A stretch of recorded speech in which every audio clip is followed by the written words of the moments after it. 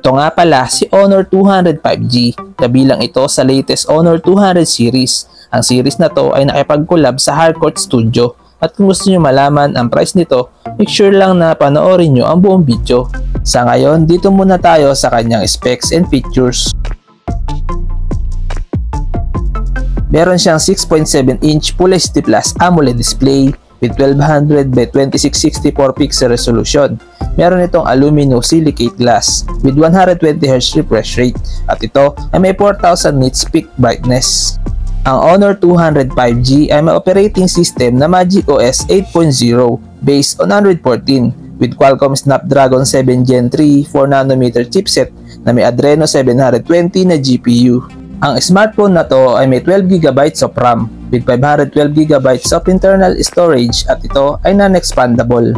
Sa kanya namang camera, ang Honor 200 5G ay may triple rear camera setup with 50MP main camera with OIS plus 50MP telephoto camera with OIS plus 12MP ultra-wide camera with LED flash at meron siyang up to 4K video recording with EIS. Meron nga pala siyang 50MP selfie camera with up to 4K video recording. Pagdating naman sa battery, ang smartphone na to ay may 5200 mAh battery capacity with 100W Honor Supercharge.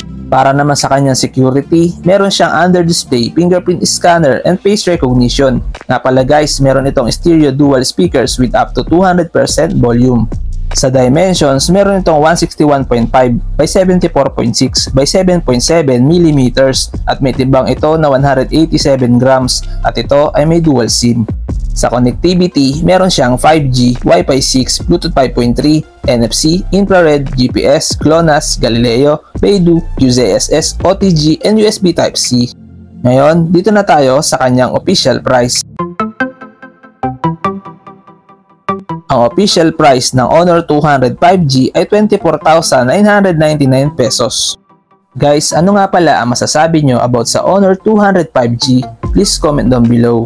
Hanggang dito na lang muna ang video natin guys. Huwag nyo nga pala kalimutan mag-subscribe sa ating YouTube channel para lagi kayong updated sa ating mga video. Maraming salamat!